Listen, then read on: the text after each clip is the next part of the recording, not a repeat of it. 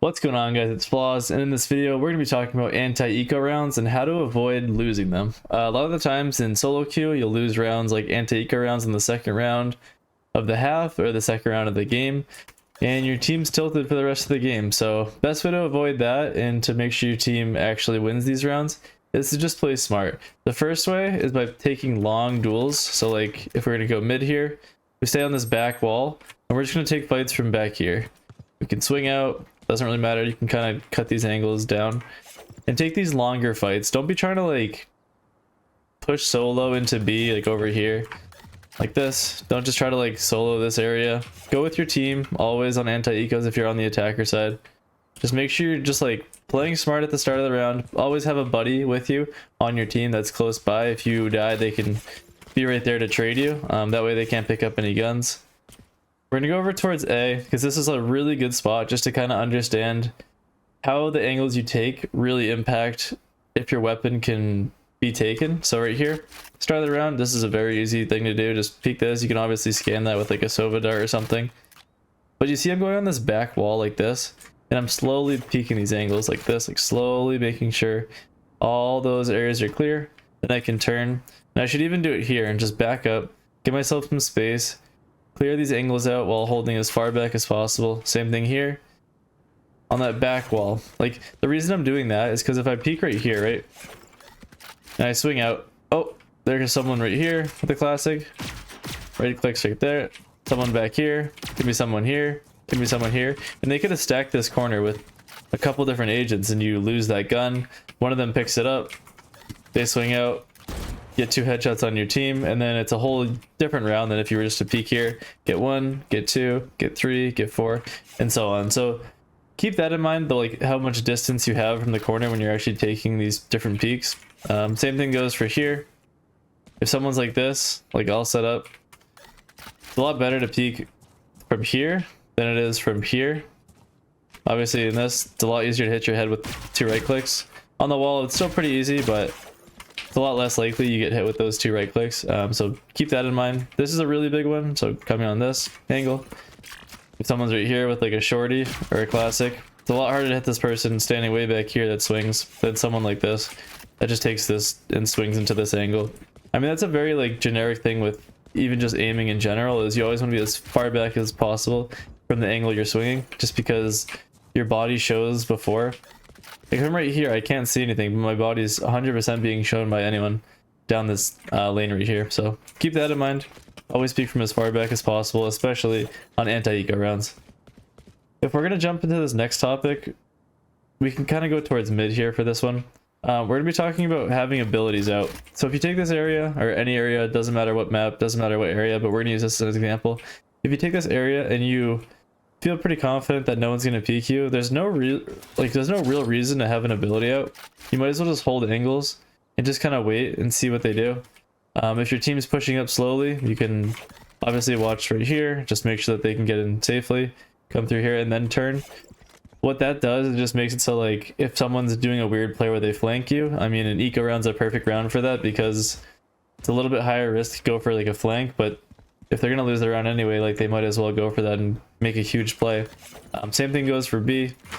If you're hitting the site, I mean tripwires are always nice to have set up, but if you don't have something that can like hold your flank, just be aware that like there's a higher chance on eco rounds that someone's going for a flank play.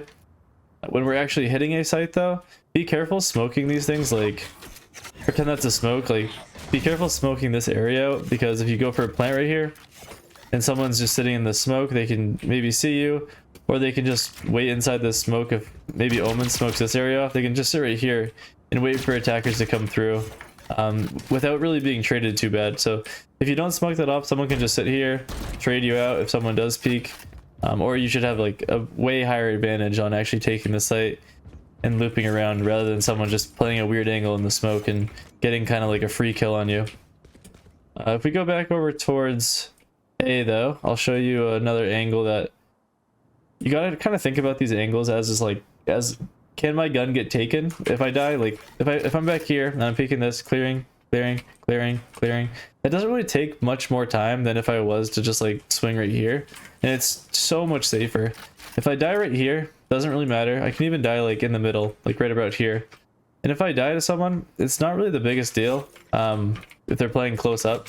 But if I'm swinging like this, like I've seen plenty of people do, they think that they get to the site so much quicker. And it doesn't actually matter, like, most of the time. Like, you swing out here, your teammate slowly fills in behind you. They should be watching this while you're clearing the rest of the site. And if you are doing that, like, close swing, like right here, you know, like I said earlier, someone could just right click you, pick up the gun, jump back to site. Now they have this to play off of, which is like a really easy angle for them to get kills, because they can have their team right here holding across. They can play even here holding elbow, and like it changes the round significantly just because they can pick up that one gun. Going off of the guns, if you're actually gonna like have people rushing in and you do want to go for that for an anti-eco strat, which I usually don't recommend, make sure that the two people going in first have like specters or guns that aren't like super round changing.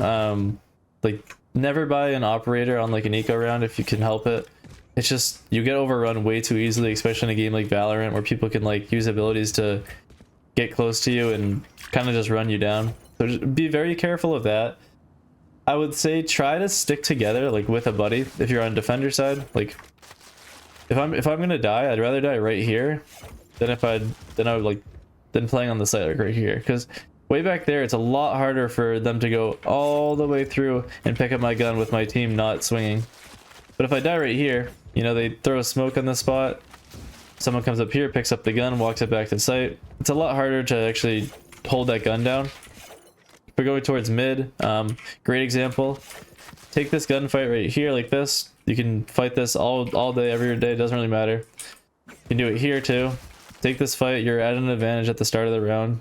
Fight this, if they have pistols, doesn't really matter. If you do die, like, okay, they have a gun, but they have no like real map control. They have to run all the way through here. Your mid guy should either trade that or at least get info or something. That's a really hard gun to retrieve for them, because that's a long way for them to have to run. If you push out mid though, like this, see that you die right here, they pick up this gun, you know, maybe that guy's flash, they pick it up, kill him. Just be aware like where you're dying with your guns. That's like a really big thing that people don't really take into account a lot of the times. And just making sure that you're trading effectively with your teammates. Like, if I'm playing solo right here mid and I die, there's really no one to trade me. If I played back here, it doesn't really make a big difference in the round as long as I communicate, oh, like they could go through mid. It doesn't really matter. Like, they have to commit a lot harder to actually hitting A or B going through this area than if I was to just play like this.